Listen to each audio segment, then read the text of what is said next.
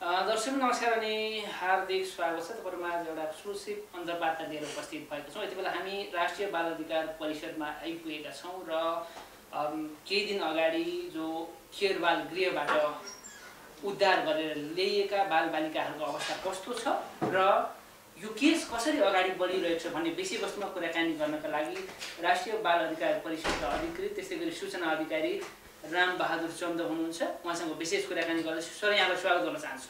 धन्यवाद। सन्चै हुनुहुन्छ? सन्चै छु। जुन यो केस एउटा बाल गृहको केसले यति बेला सामाजिक सञ्जाल सञ्चार माध्यममा तरङ्ग छाएको छ। तपाईले उद्धार गरिसकेपछि बालबालिकाको अवस्था के छ, कहाँ राख्नु भएको छ र कस्तो छ अवस्था, यो बताइदिनु पर्ने हुन्छ आज जनतालाई। हुन्छ। केयर बाल गृहको जुन एउटा शिशु फेला पारेर सामाजिक सञ्जालदेखि लिएर जुन किसिमको यो एउटा सूचना जानकारी परिषदलाई प्राप्त भएपछि परिषदले केयर बाल गृहको अनुगमन साउन 13 गते पनि गरेको थियो र त्यसपछि हिजो हामीले अस्ति भनौँ 21 गते हामीले त्यो त्यहाँबाट चाहिँ बालिकाहरूलाई चाहिँ उद्धार गरेका छौँ। कुरो चाहिँ के भयो भन्नुहुन्छ भने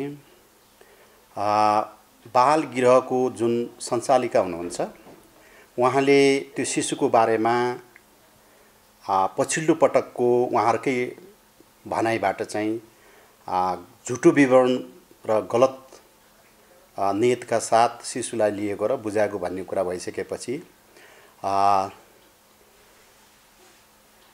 जुन हाम्रो प्रचलित बालगृह सम्बन्धी मापदण्ड छ, कानुन छ र त्यसबाहेक सामाजिक सञ्जाल जोले त्यो सूचनालाई प्रचार प्रसार गरेका थिए त्यो सहयोगदेखि लिएर त्यो झुटो बोलेको सन्दर्भमा बालगृहमा भिड त्रासको कुरा एकपट्टि रह्यो भने अर्कोपट्टि त्यहाँ बालिकाहरूलाई स्याहार गर्ने कर्मचारीहरू कुनै पनि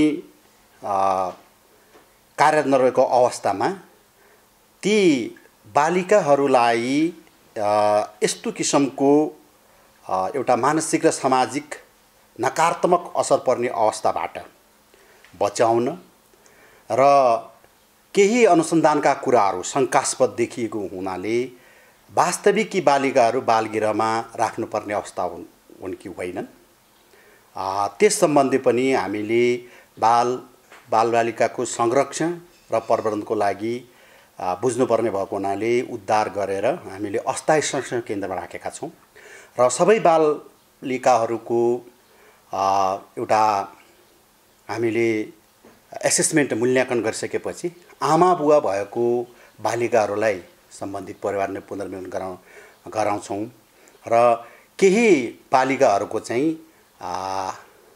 बाबुआमा नभएको वा थाहा नभएको भन्ने कुरा छ उहाँहरूलाई चाहिँ हामीले दीर्घकालीन सङ्कटलाई व्यवस्थापन गर्छौँ। नेपाल सरकारले व्यवस्थापन गर्छ।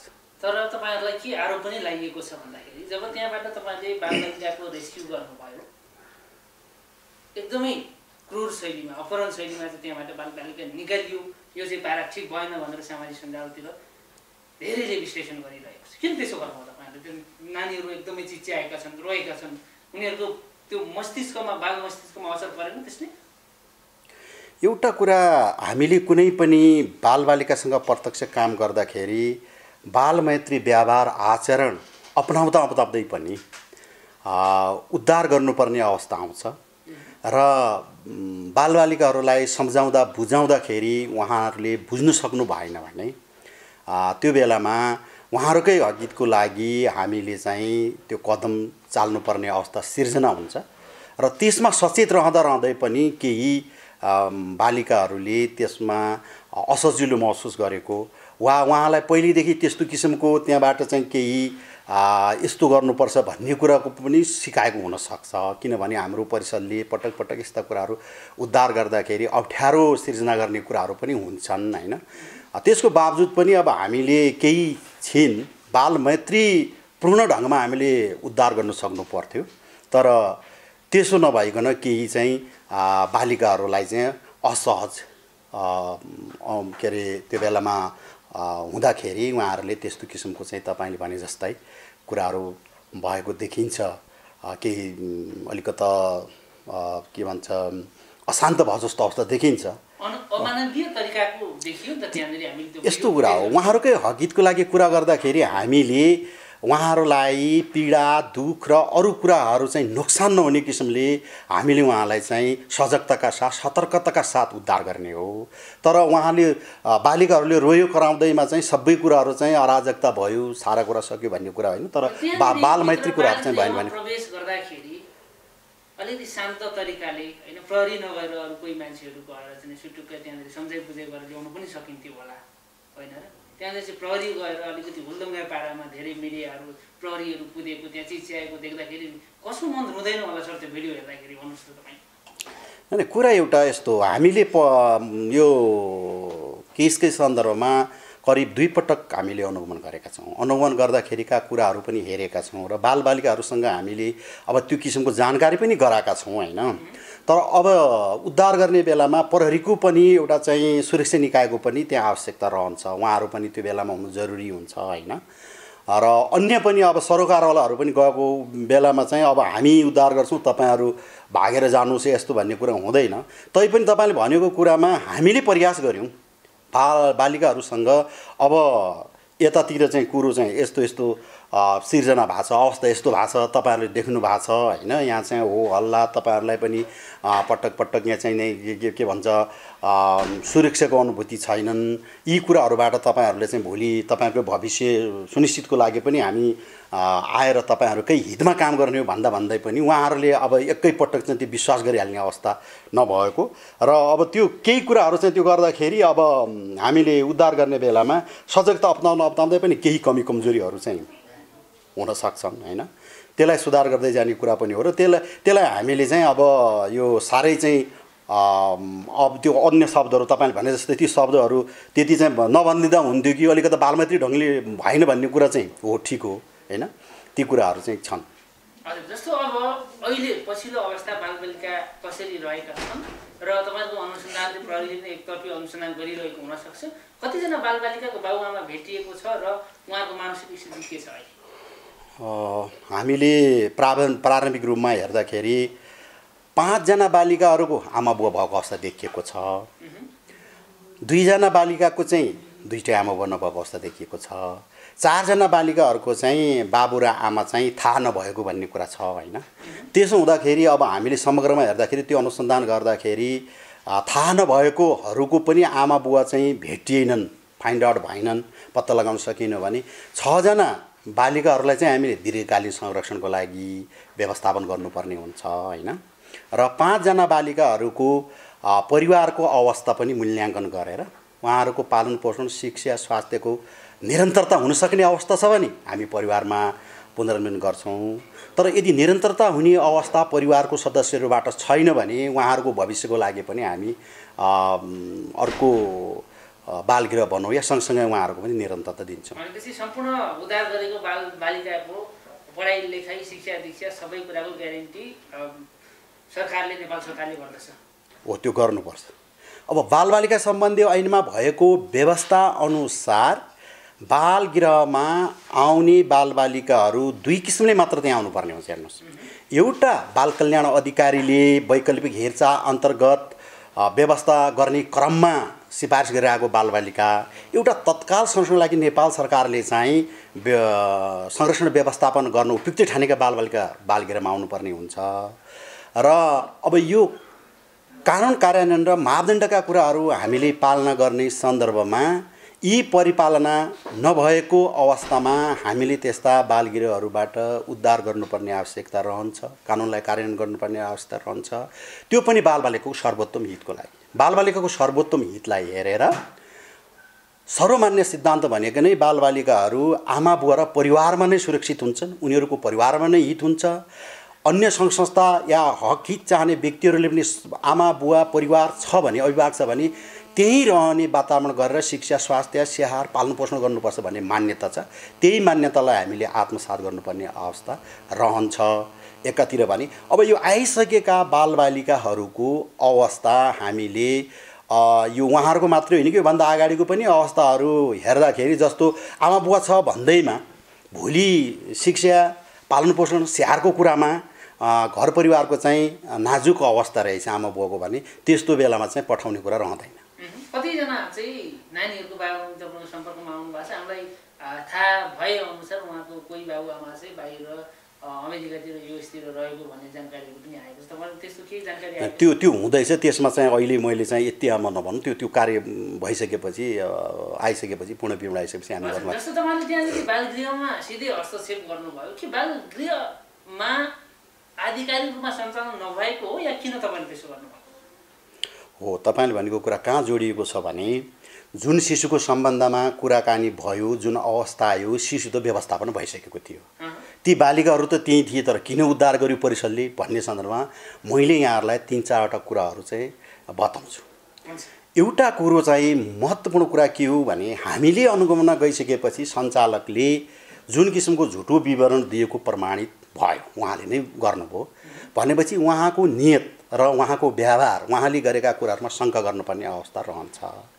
त्यो रहँदै पनि जुन किसिमको चाहिँ यो हाम्रो मिडिया कर्मी साथीहरू, पत्रकारज्यूहरू, अरू छरछिमेकहरू या सम्बन्धित निकायका मान्छेहरू गएर जुन त्यो बालगृहमा चाहिँ सञ्चालिकाको अन्तर्वार्तादेखि लिएर उहाँसँगको कुराकानी, रकम फिर्ता, चन्दा फिर्ताका कुराहरू, चन्दा उठाएका कुराहरू, सारा कुरा यस्तो देखिँदाखेरि एउटा चाहिँ ती बालिकाहरूको चाहिँ त्यहाँ मानसिक र शारीरिक के अरे मानसिक र सामाजिक रूपमा नै उहाँहरूको चाहिँ सुरक्षित रूपले महसुस गर्ने अवस्था नदेखिएको र त्योभन्दा पनि त्यहाँको जस्तो हामी अनुगमन जाँदाखेरि उद्धार गरेको दिनमा चाहिँ कर्मचारी पनि नरहेको अवस्था भनेपछि यहाँ 2 दिन 3 दिन 4 दिन 5 दिन भए पनि केही ढङ्गमा चाहिँ बालिकाहरूको चाहिँ तपाईँको खानाकै लागि पनि त्यहाँ चाहिँ उहाँहरूले बालिकाहरूले पाउँछ कि पाउँदैन कि भन्ने कुरा पनि भयो र मुख्य रूपमा अनुसन्धान केही गरेर हामीले अनुसन्धान भन्दा पनि हामीले विस्तृत रूपमा बुझेर उहाँहरूकै हकितको लागि काम गर्नु पर्यो यति भइसकेपछि भन्ने ढङ्गले चाहिँ हामीले उद्धार गरेर ल्यायौँ हैन। र यो उद्धार गर्नै पर्ने थिएनन्, किन उद्धार गर्यो भन्ने सन्दर्भमा कुरा उठ्दाखेरि मैले भनिसकेँ। अब यी बालिकाहरू चाहिँ वास्तविक अहिलेको प्रचलित कानुन अनुसार चाहिँ त्यहाँ राखिएका हुन् कि होइनन् कानुनी पाटो कुरा भयो। त्यसपछि त्यहाँ ती सञ्चालिकाले त्योभन्दा पहिले पनि ती बालबालिकाको लागि केही सङ्घ संस्थाहरूले चाहिँ यो सहयोग गरेको थियो, सहयोग दिएको थियो भन्ने कुरा पनि आयो। केही कुराहरू चाहिँ अब यो प्रमाणित नभएको कुरा भन्नुहोस्, त्यो सुनिएका कुरा भनिएका कुरामा चाहिँ बालिकाहरूलाई पनि उहाँले जसरी यो बालकलाई चाहिँ एउटा देखाएर चाहिँ नै बालगृहलाई सञ्चालन गर्ने एउटा चाहिँ उहाँहरूको जुन सोच बनाउनु भयो, त्यही सोचका साथ अरू बालिकाहरू पनि त्यसरी चाहिँ त्यहाँ रहन्छन् या त्यो प्रयोग हुन्छन् बाल अधिकार संरक्षण गर्ने नाममा भन्ने भएको हुनाले अब बालिका त्यो केही बोल्न सक्ने भन्न सक्ने बालिकाहरूलाई पनि हामीले काउन्सिलिङ गरेर त्यो कुराहरू पनि फाइन्ड आउट गर्नुपर्ने हुन्छ। त्यसो भएको हुँदा हामीले बालिका भनौँ या बालबालिकाहरूलाई बालगृहमा राख्दाखेरि वास्तविक आवश्यकताका आधारमा बालबालिकालाई प्रयोग गरेर होइन कि आफ्नो क्षमता आफूले सक्ने कुराहरू हेरेर मात्र सञ्चालकहरूले पनि बालगृह सञ्चालन गर्नुपर्ने आवश्यकता हुन्छ। र नेपाल सरकारको जुन बालगृह सञ्चालन सम्बन्धी ऐन नियम र मापदण्डमा उल्लेख भएका कुराहरू छन्, नीतिमा उल्लेख भएका कुराहरू छन्, ती पनि उहाँले परिपालना गर्नुपर्छ। किनभने हामी सबै बालबालिकाको हितको लागि काम गर्ने कुरा हो। पालना आजको दिनसम्म आउँदा गर्नु भएको छ कि छैन? तपाईहरु समक्ष चाहिँ नेपाल सरकारको मान्यताहरू उहाँले अवलम्बन गर्नु भएको छ कि छैन? यस्तो कुरा हो होइन, उहाँले जुन अहिलेको घटनाको विकसित रूप लिँदासम्म उहाँले गरेन कि भन्ने कुरा हो हाम्रो।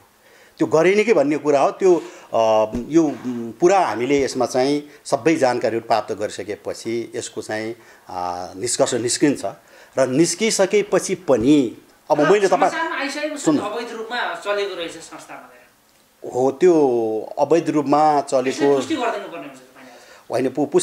पुष्टि अवैध रूपमा भन्दाखेरि तपाईँको यस्तो कुरा छ कि हामीले अवैधै भन्नुभन्दा पनि एउटा नेपाल सरकारको दर्ता हुने निकायमा होइन अनुमति सञ्चालनको लिएको छैनन् बालगृहले होइन, तर दर्ता चाहिँ ऊ चाहिँ सम्बन्धित निकायमा जिल्ला प्रशासनमा दर्ता भएको छ, म काम गर्छु भन्ने दर्ता भएको छ। तर त्यहाँ दर्ता हुने बित्तिकै संस्थाले कार्यक्रम सञ्चालन गर्न सक्छ, आफ्नो लक्ष्य के अरे उद्देश्य अनुरूप काम गर्न सक्छ होला, तर बालगृह सञ्चालनले अनुमति लिनु पर्थ्यो। अनुमति लिने क्रममा उहाँ लगायत केही बालगृहहरू चाहिँ तपाईँको अनुमति नलिकन पनि सञ्चालन भएको अवस्था हो होइन। त्यसमा चाहिँ हामीले नेपाल सरकारको कानुन मापदण्ड अनुसार चाहिँ लिनुपर्छ भन्ने कुराहरू हामीले उहाँलाई चाहिँ अनुगमनको क्रममा उहाँहरूलाई बोलाएर भन्ने सन्दर्भमा पनि केही मापदण्डहरू हामी पुरा गर्दैछौँ, अहिले सकेका छैनौँ, हामीलाई केही समय चाहियो, त्यस्तो भनेको हुनाले कानुन प्रक्रिया पनि अगाडि बढाउनु भएको छ भन्ने कुराहरू आएको छ। अब के कसरी अगाडि कानुनी प्रक्रिया यस्तो हामीले त्यसको यथार्थ विवरण यो छ भनेर मात्र दिन्छौँ हामीले होइन। त्यो कानुनी कारवाही गर्ने कुरा चाहिँ प्रहरीले गर्ने कुराहरू हो, कानुनकै पाटोले गर्छ होइन। अब हामीले त्यो खोज्दाखेरि चाहिँ जस्तो कि अब त्यहाँ प्रहरी पहिले नै इन्भल्भ भएको छ, प्रहरी त्यो तपाईँको शिशु गर्दाखेरि राख्ने बेलादेखि नै प्रहरी नेपाल सरकारको प्रहरी त्यसमा इन्भल्भ भएर चाहिँ उहाँहरूले निर्देशन दिनुभएको छ, त्यो अनुसार उहाँले राख्नु पनि पर्छ।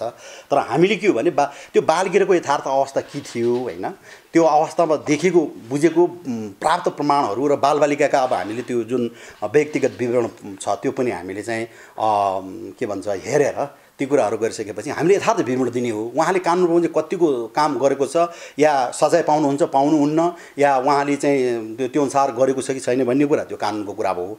तपाईँलाई अर्को कुरा अब एउटा कुरा तपाईँलाई जिज्ञासा होला मैले भनिदिउँ, जस्तो उहाँको उद्धार गरिसक्यो अब चाहिँ नसक्यो भने त्यो बालिकाहरू उहाँले पालन पोषण गर्न फिर्ता हुन्छन् कि भन्ने सन्दर्भमा अब त्यो कुरा चाहिँ उहाँले जस्तो कि राख्नुभयो मैले पालन पोषण गर्न पाउँछु भन्ने कुराहरूमा हो भने अब अन्य व्यवस्था र अन्य कुराहरू र त्यस्तो अवस्था आए बाहेक परिषदले मलाई जहाँसम्म लाग्छ हाम्रो मापदण्डमा 10 सङ्ख्या 10 भन्दा कम छ भने बालगिरह सञ्चालन गर्न चाहिँ हामीले अनुमति दिने कुरो रहँदैन, सहमति दिने कुरो रहँदैन। अब 5 जनाका त हामीले भन्यो त्यो आमा बुवा भएका छन्, तर आमा बुवा भएका पनि अहिलेको कानुनले चाहिँ अब यो आइसकेको हुनाले यसलाई चाहिँ हामीले कसरी उहाँलाई चाहिँ सुरक्षित राख्ने या यसलाई चाहिँ व्यवस्थापन गर्ने मिलाउने भन्ने कुरा मात्र हो होइन। तर आमा बुवा भएका बालबालिकाहरू चाहिँ बालगिरहमा राख्नु बालबालिका विरुद्धको हिंसा हुन्छ, कानुन विरुद्धको काम कार्य हुने भएको हुनाले 6 जनाको लागि मात्र उहाँले चाहिँ त्यो बालगिरह बालिकाहरू लगेर चाहिँ मलाई लाग्छ त्यो कन्टिन्यू गर्न सक्ने अवस्था रहँदैन। भनेपछि उहाँले फिर्ता पर्ने अवस्था छैन, जुनसुकै निकायमा गए पनि केसै लडे पनि अदालतै गए पनि अरूको मैले भने अरू अदालतले कानुनले गर्ने कुरा उहाँको जुन किसिमको सबैले चाहिँ आफ्नो चाहिँ तपाईँको हक अधिकारको कुरा सबैलाई छ नि त, त्यो कुरामा चाहिँ हामीले त्यो कसले के ठान्छ मैले भने अन्यथा अरू निकायबाट या अन्य अवस्थाबाट अन्य प्रमाणहरू जुटाएर त्यो कुराहरू चाहिँ उहाँले गर्न सक्नु अलग कुरा हो। तर बालगिरह सञ्चालनको हिसाबले चाहिँ मैले भने 5 जना बालिकाहरू आमा बुवा भएका छन्, त्यो आमा बुवा भएका बालिकाहरूलाई चाहिँ हामीले व्यवस्थापन गर्छौँ किनभने उहाँहरू 2-3 वर्ष कोही चाहिँ 1-1.5 वर्ष जतिको मात्रै भएको अवस्था देखिन्छ, 73 सालदेखिका बालिकाहरू त्यहाँ आएको देखिन्छ भने हामीले उहाँलाई चाहिँ त्यो बालगिरह सञ्चालन गर्नलाई फेरि उहाँलाई चाहिँ फिर्ता गरेर सञ्चालन गर्नुहोस् भन्ने अवस्था चाहिँ रहँदैन भन्ने कुरा चाहिँ मैले अहिलेसम्मको अवस्थामा मैले त्यो राखेँ। हजुर जस्तो हामी अन्त्यमा छौँ, अब चाहिँ नि उनले प्रक्रिया नपुर्याइ सञ्चालन गरेको र तपाईँले हस्तक्षेप गरेर उद्धार गरिसकेको अवस्था छ, यदि कानुनले उनलाई दोषी देखायो भने अहिलेको परिप्रेक्ष्यमा उनलाई के सजाय हुन सक्छ? तपाईँको यो कानुनले के भन्छ बालबालिका सम्बन्धी कानुन? बालबालिका सम्बन्धी कानुनमा तपाईँको उहाँले चाहिँ एउटा के भन्छ कानुन बाहेक बालगिरहमा राख्न नपाइने भन्छ। मैले तपाईँलाई पहिले भने कानुन बाहेक भनेको बाल कल्याण अधिकारीले सिफारिस गरेका र नेपाल सरकारले संरक्षण गर्न आवश्यक ठान्ने सिफारिस गरेका बालबालिका मात्र बालगिरहमा रहन्छन् होइन। र जबरजस्ती अनाथ घोषणा गर्ने काम पनि गर्नु हुँदैन भनेको छ। आमा छँदा त्यो अवस्था एकातिर छ, आमाको पनि अधिकार एकातिर छ, हेर्नुहोस् व्यवस्थापन गर्छ त्यो ऐनमै व्यवस्था गरेको छ। त्यहाँ के व्यवस्था गरेको छ भने जबरजस्ती गर्ने या हार्नताबाट त्यस्तो कुनै बालबालिका जन्मिन गयो भने आमाले यदि चाहिँ म पालन पोषण गर्न सक्दैन भने बाल कल्याण अधिकारीसँग निवेदन दियो भने त्यो विशेष आवश्यकता भएको बालबालिका हुन्छ र त्यो चाहिँ प्रक्रियामा गएर यसरी नै तपाईँको के अरे बालगिरहसम्म पुग्न सक्ने अवस्था रहन्छ होइन। त्यसो भएको हुँदा अब अहिले मैले एक्ज्याक्ट हेरेर त तपाईँलाई चाहिँ सबै कुरो त त्यो मैले राख्न सक्दिनँ होला, तर त्यो कानुन बमोजिम बाहेक र त्यो अनाथ जबरजस्ती घोषणा गर्नेलाई मलाई लाग्छ कम 50,000 रुपियाँसम्म जरिवाना र केही महिना चाहिँ सजाय या दुवै हुन सक्ने भन्ने व्यवस्था त्यहाँ छ बालबालिका सम्बन्धी ऐनमा। अब देवानी संहितामा पनि यो सम्बन्धमा केही कुराहरू झुटो बोलेका अन्य कुराहरू पनि हाम्रो अरू कानुनले पनि यसमा चाहिँ तपाईँको कुराहरू हेर्छ होइन। त्यसो भएको हुनाले यो चाहिँ अब एउटै कुराहरू भन्दा पनि यसमा 2-3 वटा किसिमका कुराहरू चाहिँ आउँछन् होइन। अनुसन्धानको घेरामा भनेको उहाँलाई चाहिँ अनुसन्धानको घेरामा लिएर चाहिँ हामीले अब उहाँले जानेर बुझेर कुराहरू गर्यो या गरेन, तर कानुनको चाहिँ म अज्ञानता छ भन्ने कुरा कसैलाई क्षम्य हुँदैन भन्छ, तैपनि अब उहाँको सोच र नियतका कुराहरू राम्रो किसिमले ढङ्गले बुझ्नुपर्ने हुन्छ। जस्तो त्यो शिशुलाई चाहिँ उहाँले चाहिँ त्यो गर्दाखेरि गलत नियत देखिन्छ उहाँको, त्यो गलत नियत अहिले मात्रै हो कि त्योभन्दा अगाडि पनि बालबालिकाप्रति उहाँले गलत नियत गरेर हिँड्नु भएको छ भन्ने कुरा पनि त्यो अनुसन्धानको क्रममा होला होइन। जस्तो तपाईँहरूले त्यहाँनिर अनुगमन गर्दाखेरि झुटो प्रमाणहरू पेश गर्नुभयो भनेर भनिराख्नु भएको छ, त्यो शिशुलाई चाहिँ त्यो नौटङ्की मञ्चन गरिराख्दाखेरि केका लागि गरिएको देखियो? हो त्यो आर्थिक लाभको लागि, त्यो छिट्टै आर्थिक लाभको लागि उहाँले गरेको देखिन्छ। हो उहाँ चाहिँ आर्थिक लाभको लागि उहाँले, किनभने उहाँले हो आमाले त दिइसक्यो नि, उहाँले ढुक्क राखे हुन्थ्यो नि त। उहाँले चाहिँ तपाईँको चाहिँ मैले बेवारिस फेला पारेँ भनेर कार्टुनमा राखेर चाहिँ एउटा चौरमा राखेर आफ्नै ती नानीहरू त्यहाँ बैसकलाई गरेर अनि चाहिँ मिडिया बोलाएर सारा गरेर गर्नुपर्ने आवश्यकता थिएन क्या। उहाँको के भयो भने अब हामीले यो हाम्रो सोचको कुरा किन त्यस्तो गर्नु उहाँले उस्काइ त भन्दाखेरि अब यहाँ खर्च मेरो सञ्चालन गर्न पनि गाह्रो छ, एउटा यसरी एउटा शिशु पाइएको छ ल्याएको छु, अब यसलाई देखाएर सहयोगदाताहरूले चाहिँ अलिकति दियो भने ती बालबालिकाको हकहित र आफूले बालबालिका सञ्चालन गरौँ भन्ने हिसाबले उहाँले त्यो गर्नुभएको कुरा हो।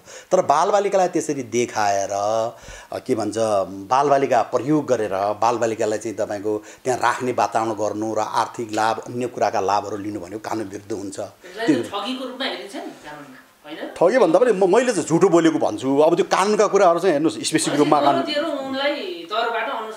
भने उहाँ एउटा झुटो त बोल्नै भयो। तपाईँको झुटो बोलेको के कुरा हुन्छ, त्यो झुटो त उहाँले झुटो विवरण दिनुभएको छ, झुटो बोल्नुभएको छ, आफैलाई झुटो साबित गर्नुभएको छ। उहाँले त्यो मलाई लाग्छ स्वीकार पनि गरिसक्नु भएको छ। अब स्वीकार गरिसकेपछि मान्छेहरूले कति क्षमा गर्छ के गर्छ भन्ने कुरा कानुनको कुरा हो। त्यो अब यो जुन प्रक्रिया प्रोसेसमा गएको छ ती कुराहरू चाहिँ एउटा पाटो भयो। अब यी बालिकाको सन्दर्भमा मैले स्पष्ट तपाईँहरूलाई 4-5वटा कारण बताएँ कि बालिकालाई हामीले उद्धार गर्नु किन गऱ्यौँ भन्ने कुरामा यो किसिमले गर्नु भन्ने कुरा राखेँ र लगभग हाम्रो जानकारी अहिलेसम्म भएका तथ्याङ्क र हाम्रो अनुगमन र अनुगमनमा गएका टोली साथीहरूको चाहिँ वास्तवमा बुझ्दाखेरि कुरा यही हो।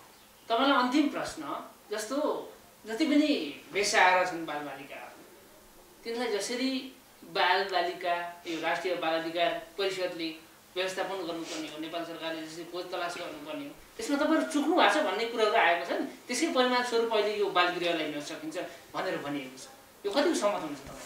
होइन, चुकेको भन्ने कुरा मिल्दैन।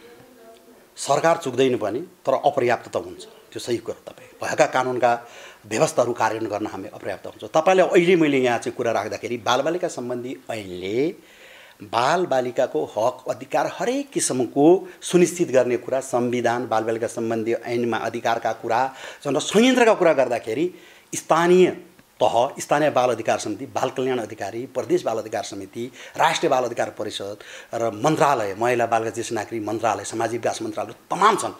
तर हाम्रो यो राष्ट्रिय बाल अधिकार परिषदको भूमिकाको रूपमा हेर्दाखेरि यो सबै किसिमका विशेष संरक्षण भएका बालबालिकाहरूको हक हितको संरक्षण, सम्मान, परिवर्तन, परिपूर्ति गर्नेमा हामीले हरेक ठाउँमा चाहिँ तपाईँको चाहिँ त्यसको लागि चाहिँ अगाडि बढ्ने कुरा छँदैछ।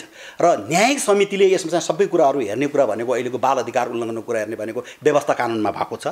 त्यो कुराको संरचनामा के अरे संरचना क्रियाशील गर्नमा अलिकति नियमावली हाम्रो अब लाग्छ मलाई हाम्रो नेपाल सरकारले नियमावली ल्याउँछ होला ऐनमा त्यो कार्यान्वयन गर्नलाई, त्यो नसकेको अवस्था भएको हुनाले केही अप्ठ्याराहरू छन् र बाल गृह सञ्चालन सम्बन्धी पनि परिमार्जित ढङ्गमा यो सङ्घीयताको आकारमा के त्यस्तो भएको हुनाले आमा बुवालाई नै अहिलेको ऐनले त तपाईँको यो के मानेको छ भने जिम्मेवार छ।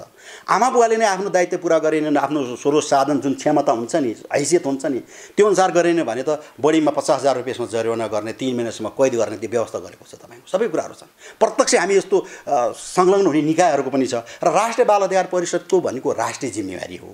यसले चाहिँ एउटा तपाईँको राष्ट्रको जुन किसिमको एउटा एकीकृत नीति कानुन छ यसलाई चाहिँ तपाईँको चाहिँ हामीले चाहिँ कार्यान्वयन गर्ने वातावरण सिर्जना गर्ने हो। प्रदेश स्थानीय तहलाई चाहिँ तपाईँको यसमा चाहिँ सहयोग गराएर कार्यान्वयन गर्ने एकाइको रूपमा चाहिँ उहाँलाई स्थापित गर्नुपर्ने हो र स्वयं कानुन बमोजिम चाहिँ स्थानीय तह, स्थानीय बाल अधिकार समिति, प्रदेश बाल अधिकार समिति, बाल कल्याण अधिकारी सबैले आफ्नो दायित्व जिम्मा गर्नुपर्छ, के अरे पुरा गर्नुपर्छ। त्यसमा राष्ट्रिय बाल अधिकार परिषदले बालबालिकाको हक अधिकारको लागि तपाईँको सामाजिक संस्था हुन् या यो बालगृह हुन् या तपाईँको यस क्षेत्रमा काम गर्ने हाम्रो गैरसरकारी संस्था हुन्, सरकारी निकाय हुन्, उहाँहरूसँग हामीले चाहिँ सहजीकरण गर्ने, तपाईँको सहयोग गर्ने, सहकार्य गर्ने होइन। प्रसार पनि तपाईँहरू जस्तै सञ्चार माध्यमहरूबाट पनि भएका व्यवस्था कानुनका बारेमा जानकारी गर्ने। जस्तो अस्ति त्यो जानकारी हाम्रो पुष्पा म्यामलाई थाहा हुनु पर्थ्यो जुन त्यहाँ सञ्चालिका हुनुहुन्छ।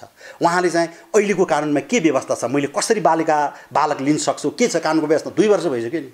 तपाईँ कानुनको बारेमा उहाँले पनि जानकारी हुनुपर्छ र हामीले पनि उहाँलाई जानकारी नभएको बेला के छन् भने त्यो बारेमा हामीले पटक पटक उहाँ पर्नु भएन होला तर बालगृहका सञ्चालकहरूलाई बालगृह महासङ्घहरूलाई यो बारेमा जानकारी गराइरहेका छौँ कि बालबालिका सम्बन्धी ऐनमा यस्तो व्यवस्था छ, मापदण्डमा यस्तो व्यवस्था छ, आवश्यकता यो हो, सिद्धान्त यो भन्छन्। हामी सबै कुरा यो सँगसँगै हेँ तापनि केही कुराहरू कुनै बेलामा चाहिँ कन्फ्लिक्ट आउँछ, हाम्रो बुझाइ एक रूप हुँदैन, सम्बुझाइ हुँदैन, हामी यो गरौँ भन्ने कुरामा हामी निरन्तर रहन्छौँ। यस्ता समस्याहरू अब आएकोलाई चाहिँ हामीले समाधान गर्नुपर्छ र यिनीहरूलाई चाहिँ हामीले बालबालिकाको हक हितलाई सर्वोत्तम हित हुने जे कुरा हुन्छ त्यो कुरा हामीले गरेर अगाडि बढ्नुपर्छ।